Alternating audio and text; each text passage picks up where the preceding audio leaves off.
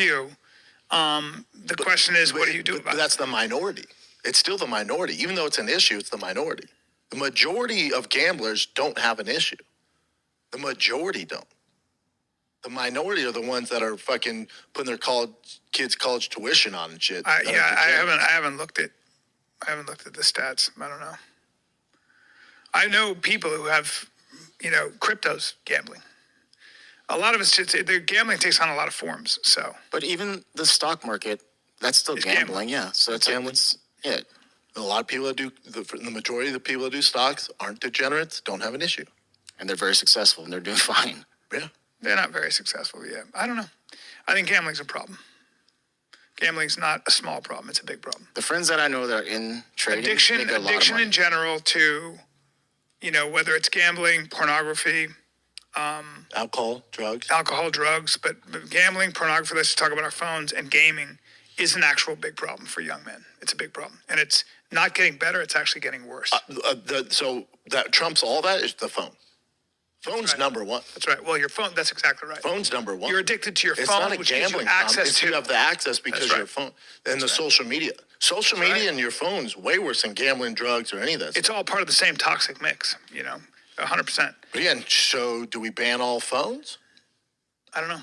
No, the answer is no. No. You got to be disciplined and figure it out. Obesity, eating problems, well, that's the number one problem. Yeah. So should we ban fast food? Because you want to eat every meal? But here's my question. Let's go back even further. So this is where you get into it. I'm not banning anybody's phone. I'm not going to actually ban pornography or gambling or gaming. I'm not doing that. You. I'm not going to ban scrolling. You can actually, you got to kind of go back to the family. And when a family's broken, when a dad isn't in the house or whatever like that, it has real consequences on a bunch of levels. And so that's also tough. Now, hey, guess what? There are also families that have to work 2 jobs and they're never around their kids. There are a lot of issues. So wait, what was the question, Obie? I'm saying that you can blame the phone, but sometimes you got to bring it back to the family and how you raise your kids with a phone and what the rules are. That's the other problem. But I don't know. I don't know. I think it comes down to figure it out. Well, no, I think it comes down. The only thing it can come down to at the end of the day, once you hit 18, is personal responsibility. It just does. You just have to go, hey, listen, dude.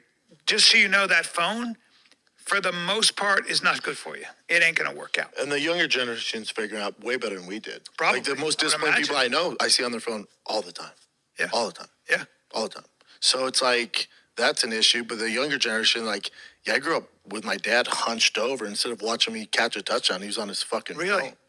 There's a majority of kids are going to tell you that. Yeah, my dad's on his phone all the time. Right. Yeah, so they're going to be like, ugh, it's like cigarettes. I'm like, fuck that, dude. I don't want to be that guy. Just experience life through my phone, So hopefully they reject a lot of it. Because it's all new for us. It's exciting, whatever, I think the kids, they're smart. They'll figure it out on how unhealthy it is. You hope. But I don't, the cat's out of the bag. I don't know what you do. I don't either. And now the AI's come in, so there's even more reason to be on your phone, social media. So weird.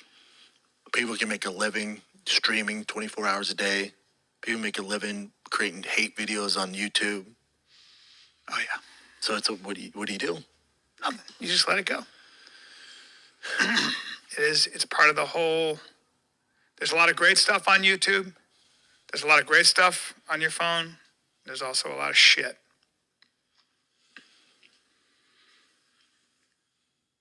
Yeah, it's not good. What else you got, Jen? Okay. I saw this and... Right after Schaub said people make a living making hate videos on YouTube, all I could hear in my head was, hello, darkness, my old friend, as he just stood there in silence with Brian Callen. So it must be extremely frustrating for Schaub to watch all those videos, because he watches it, and see that all those videos get way more views than his videos. And I love how Callan's like, you just got to let it go. Nothing you can do about it. Schaub sued me and lost. But Schaub still sued YouTubers for making fun of him and tried using copyright, which is one of the reasons why his career is over. I mean, Brendan Schaub is trying to be a YouTuber, but he sued other YouTubers for copyright. I mean, that's breaking the golden rule of YouTube. And he's so stupid. Because I remember one of the things the judge said in her judgment was that one of the reasons the case went in my favor is I do exactly what Brendan Schaub does. She was like, Brendan Schaub is complaining about copyright when looking at his podcast, he's just sitting around watching other people's videos and commenting on it as well. So he's stupid. I mean, if you really want to break this down, every time they watch a clip and talk shit about someone in the clip, they're technically doing YouTube hate videos as well. But they're too stupid to realize that in any way, shape, or form. They're dummies. They're idiots. Both of them, by the way. Both of them. And they destroyed their careers, and they have to see videos about them trashing them that get way more views than their videos. And it's a very, very depressing, sad thing for Schaub. I wonder, though, if he's going to try to set up a new narrative. Because on the last episode, not this one, of The Fighter and the Kid, he opened up about his daughter has some diagnosis or something. And he cried. Nobody cared.